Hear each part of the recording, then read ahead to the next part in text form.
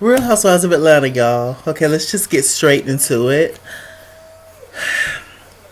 For some reason, I kind of want this show to be over. I don't know why. Like, I love the Real Housewives of Atlanta. Um, been reviewing it for a long time. Been watching it even longer than that. Um, so I don't know why I want to see it go, but I just do. I'm just tired of it. I don't know why. It's so weird for me. I don't know. And I was thinking earlier, I was like, is it the cast? And I was like, I don't really know if it's the cast or not. Um, I don't know. Maybe it's just because it. I don't think season 10 has really lived up to its expectations. Maybe that's it. Season 10 has been really kind of lackluster, and I think that's like probably a big part of it as to why I feel like it needs to go somewhere. Go on, get so or something. I don't know. Kenya ain't been on there in a minute. Um, I like Kenya, but the show will go on without her. Just like the show went on without Nene. I think that all of these girls are replaceable. To be honest with you, I think we watch it because of the we feel like we know them now because we've invested so much time and energy into the same old girls. Um, but the show will go on without any of them. If they were to mix and match and bring in old people and bring in new people, and you know, I don't think the show will suffer at all. It goes to show something. Because the show went on fine without Nene, so it's just like if Nene didn't make the show, then hell, what's hope? What's tea for the rest of y'all? I don't know. Anyway, okay, so getting straight into it. What was it? So Joyce comes over to Candy's house. Joyce is just like, "Hey, baby, hey, little man," talking to little Todd, little Ace, and Ace was just sitting there like rolling his eyes. It's like, "Oh hell, here come Grandma." So Mama Joyce, she come into the building, and her and Candy basically started to talk about the whole Barcelona trip. Candy was just like, "Well, the whole Barcelona trip was a mess. Portia came, and then her and Marlo got into it, and then she left, and I was just like, I don't give a fuck that she left. Like, I was like, girl, bye, it don't matter." Josh was just like, "Well, Candy, I want you to know something. I did talk to Portia. And I know that, you didn't know about it, but I did talk to Portia." And Candy was just like, "Mama, why did you talk to Portia? Like, I still want to be mad at her. I hold 25-year beast. Just look at my situation with the Scott sisters in my group. Like, Mama." Joyce was just like, "Well, baby, I feel like most of that was just Phaedra. Phaedra was manipulating her." Oh my God, Mama. Portia is not that stupid. People, stop. So it was just going back and forth. Thank you. I love doing them voices. So they was just going back and forth and just talking mess. They weren't really talking about nothing important, to be honest. Candy just don't want to let it go. I don't know. I mean, she has the right to feel how she want to feel, Candy. But I'm trying to think would I still be upset about it.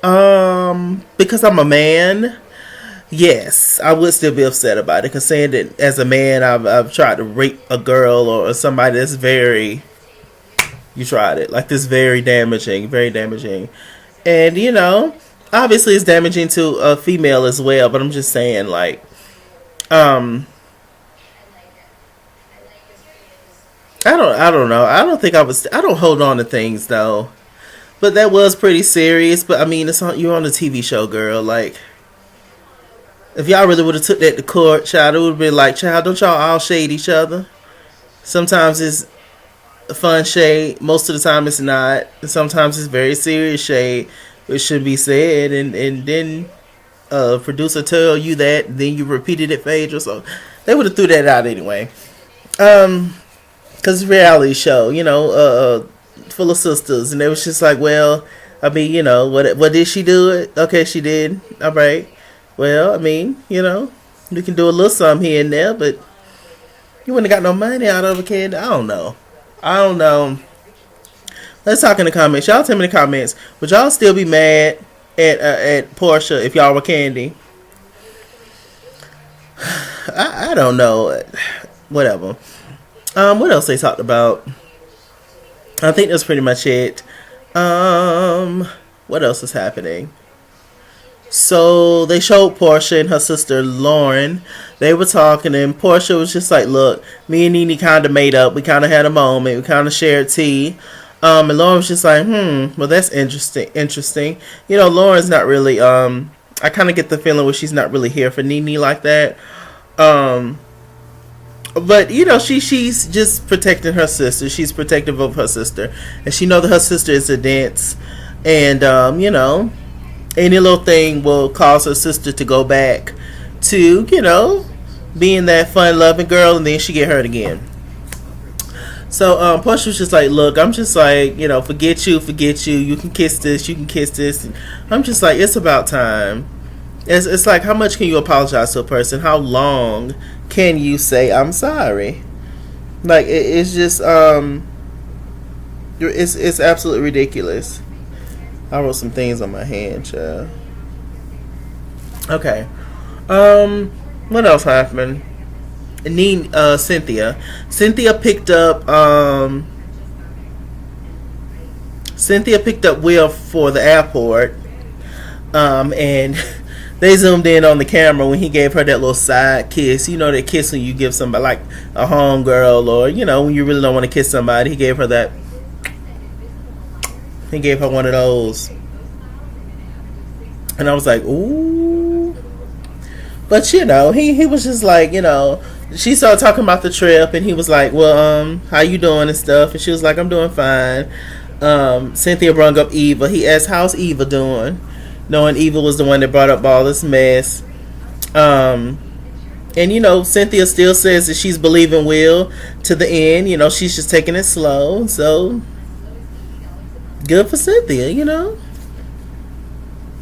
Some people just, that's just how they is, y'all. I don't know. What you want me to do? I'm just sitting on YouTube, child, talking to y'all. I don't know. So they were, having casual conversations.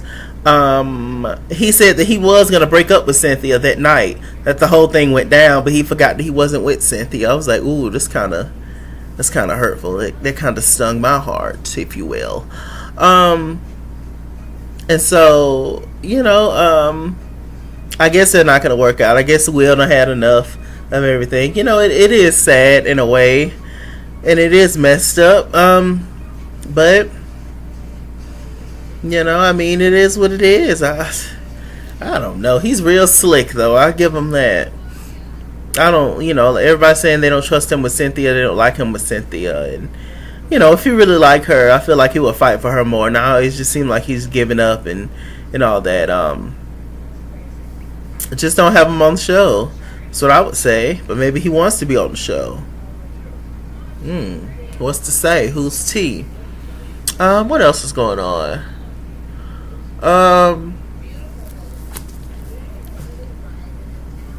Cynthia, she sits down with Greg and Brent, their son, and they talk about the whole Twitter situation between her, the cockroaches, Brielle, and Kimberly Zolciak.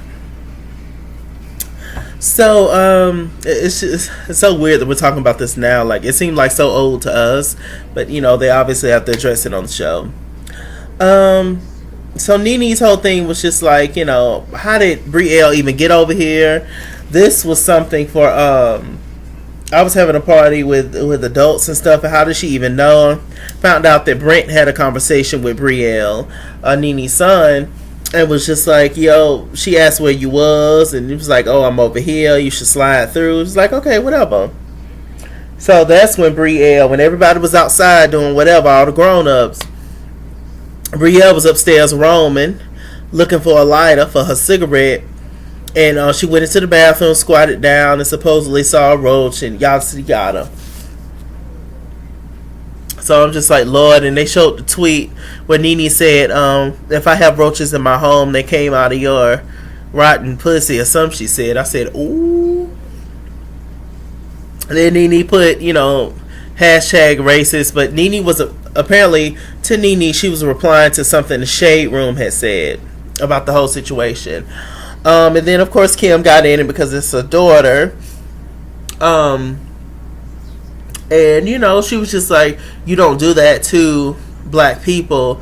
As a white person, start talking about roaches in their home because it's associated with being nasty and, ghetto and yada to the yada. And, of course, Kim don't get that. So, it's a waste of time sitting there talking to her. I don't see color. I never have. Well, then you're colorblind. You should get some glasses like me, some bigger ones. It's just like, when folks say they don't see color, I'm just like, child, you don't see color until you see color. That's the same stuff, I would imagine, like a Kardashian would say, oh, I don't see color. Oh, you don't see color. Yeah, you clearly don't see color, do you? Because when you make up your little makeup lines and makeup brands, you sure don't include shades for us, do you? So I guess you don't see color. We'll see if the kids see color. Or when somebody come up to them and call them a name, and we'll ask them if they see color, why they don't see color. Yeah. Okay, so on the other side of town, we have Sheree and Kim talking. Kim actually drove herself to Sheree's house. Sheree's her only friend on the cast, and Sheree's, I guess, is the only person that she feels comfortable with, that Croy allows her to be around, to where he's not sitting outside. I would imagine that is annoying. Y'all sitting around trying to have a sister girl conversation, and then you have this man that's constantly just around, and knowing that she's looking for any little thing for somebody to say something to her so she can leave. Like, it's just like, once again, why did she come back? Why did she come back? Why did she come back? But I get it. King was right. She came back for a check. So Sheree was just like, yeah, Kim, they all wanted me to talk to you about the whole situation. It was just like, are you going to check Kim? Are you going to talk to Kim about the whole situation? And Sheree was just like, well, I'm going to talk to Kim about it, but I do feel like Nene was wrong too. Kids are off limits. You don't bring up kids in it. Sheree briefly skimmed over what she was going to say to Kim's face. She said that she feels like the whole video thing was wrong, but what Nene said was just out of line, and Kim feels like Nene's playing the whole race card, and you don't do that kind of stuff. My whole family's racist and all that. You don't do this and you don't do that. And Kim basically was just using that as ammunition against Nene. She, like Nene said, she was holding it so that when something pop off, she can flop this video out. And the fact that Kim said, she was like, she's my daughter, she can send whatever she wants to send to me. That's not the point, Kim. You should have read her and you should have whooped her ass as your daughter. Because that's wrong. You don't be filming nothing at nobody's house unless they give you permission to. Child, a mess. A complete mess. I'm just like, child, you so immune to roaches and stuff. And child, didn't Kim them come from the trailer parks and things, child? They had roaches and roosters and rats and snakes and stray cats and dogs and armadillos and shit, child, please. I was just like, I just can't. Wench, if you did see a roach, you kill it. Okay? A child. Coming from roaches, from the projects and all that, and this, child, it's a slight upgrade, but it ain't much. But still, child, you gonna see roaches. You in the South, that'll make you a nasty person. Like, just kill the roach, pick it up with some paper towel, and flush it. or tissue. Paper towel clog up the toilet. Or put it in the trash if you use paper towel, child. It's just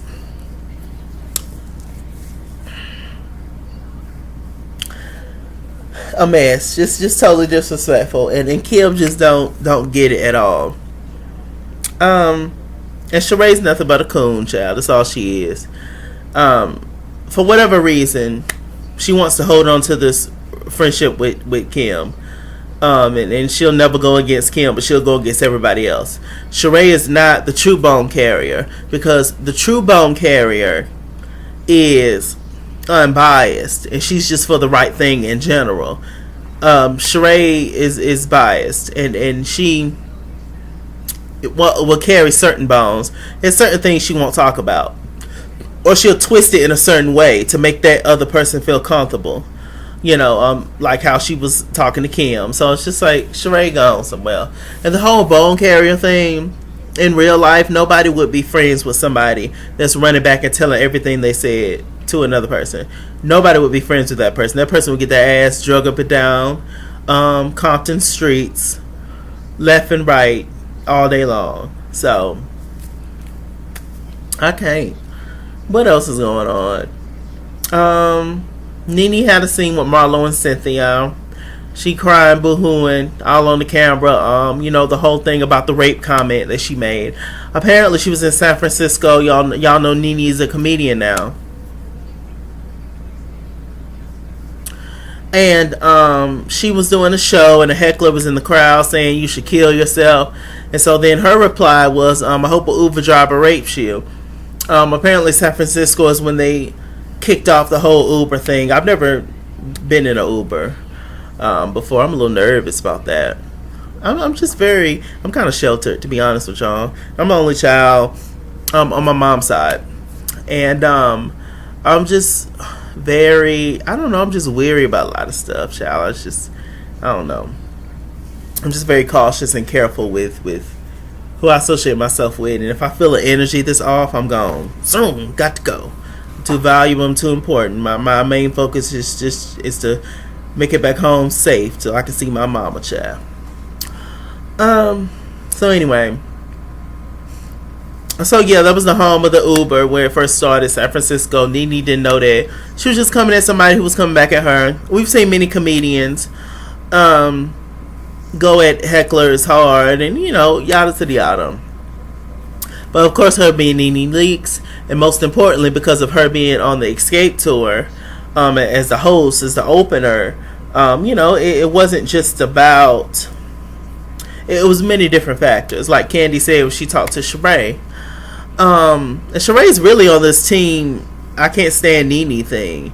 Like, she really is. I mean, we all know that all these ladies on the show, for the most part, is full of shit. And have their times where they go in and out of being good and doing good and doing otherwise, y'all see y'all being shady, whatever. But Sheree is just really has it out for Nene for some reason. I don't know.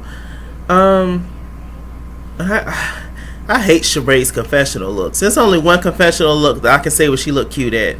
I can't remember which one. No, her confessional looks, it's just she's trying to do something that's not meant for her. Really, she's a very beautiful woman, Sheree, but she looks pretty more toned down, I should say. I was gonna say basic. Basic is I don't mean basic in the sense as in bad, but I mean basic as in like normal look for her, like a black hair, brown hair, a little ombre mix, something like that. No crazy colors, no weird outfits. Like, no, that's not Sheree. Just be as normal as possible, and you will kill the game. You look absolutely stunning. That's not for you. Leave those crazy, kind of more unique editorial, couture-ish type of looks for Cynthia, the model.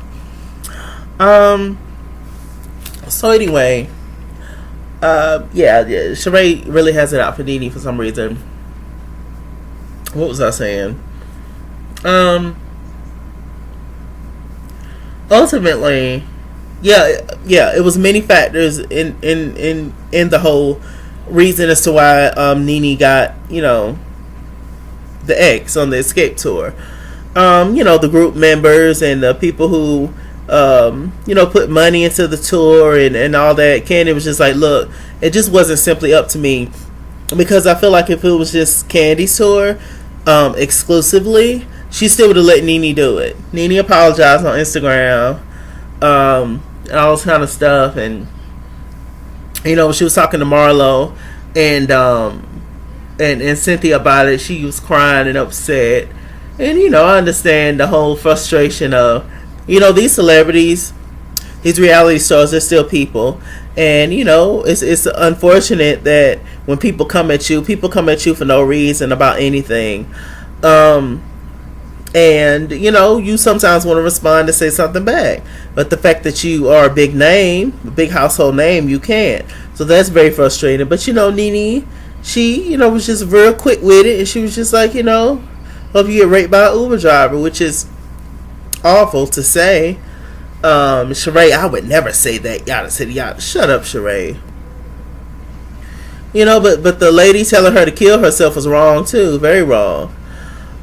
So it's just the simple fact that she's Nene Leakes as to why this is a whole big issue, and the fact that she was getting ready to do this big tour. So a lot of this you can't really blame Candy for, because it's not just her tour, it's Escape tour for girls. So for a different opinion. But I accept Nene's apology about the whole thing. It was unfortunate. It shouldn't have happened. She just made a big mistake, and that's it. Move on. One thing I do want to point out, though, is that I did not see any tears, though. But sometimes there's an inner cry. Like New York, Tiffany Pollard, she said on the Next 15 on TV1 that she's crying on the inside. And so sometimes that don't come out, you don't physically see the whole tears, in which I understand that.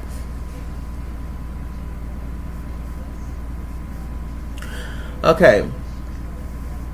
So moving on from that, what else happened?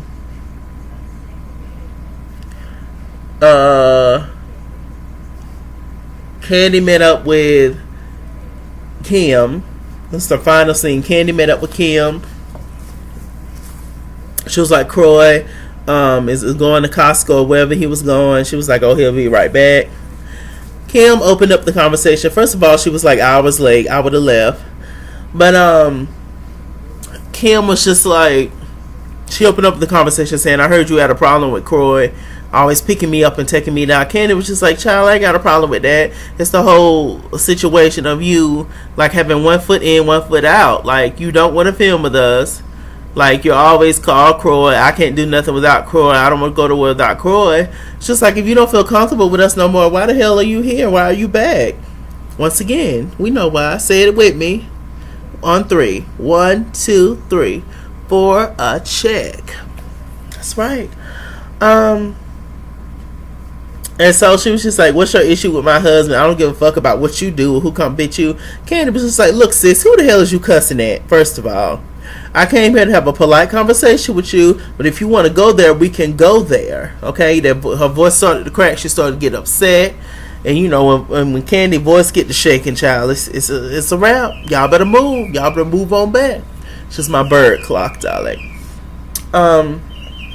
So the conversation, it quickly changed. They started to get on the kids and how they're doing and yada yada. Any chance that Kim has to bash Nene, she will take it.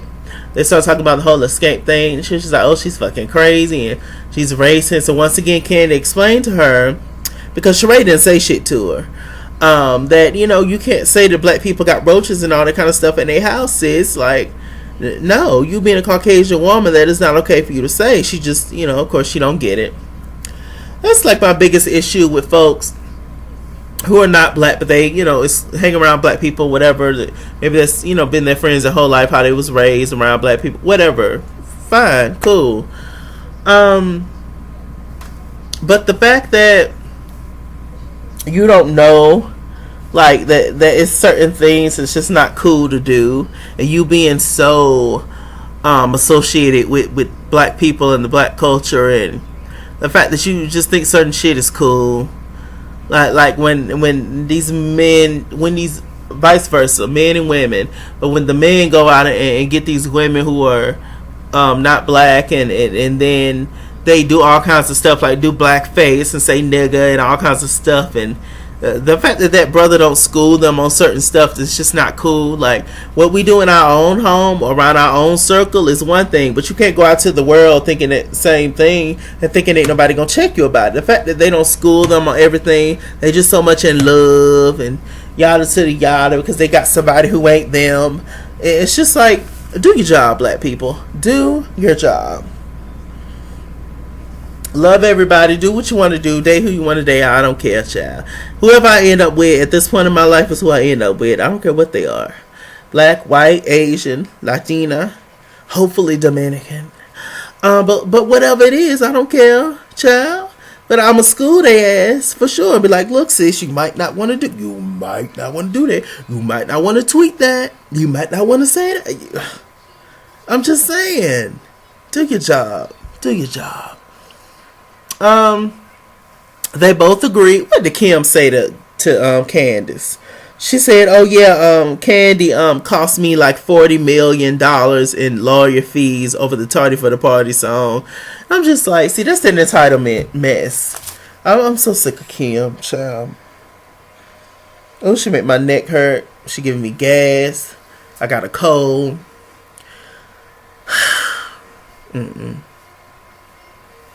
She wrote that song for you, for your no singing, no talent, having, wig throwing, cigarette popping.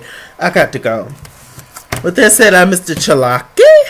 Mr. Chalaki on Google Plus. Follow me at ItsKingsWorld on Instagram and Twitter. At ItsKingsWorld89 on Snapchat. And Chase King on Facebook. Like, comment, subscribe. All my social media moments will always be in the bottom bar below. And I'll see you guys later, child. It looks like next week we finally gonna meet Mr. Daly. Mark Daly, that is, Kenya's husband. I bet they ain't gonna show him, child. Watch. They always tease the kids like that on these shows. Alright, love you much. Bye.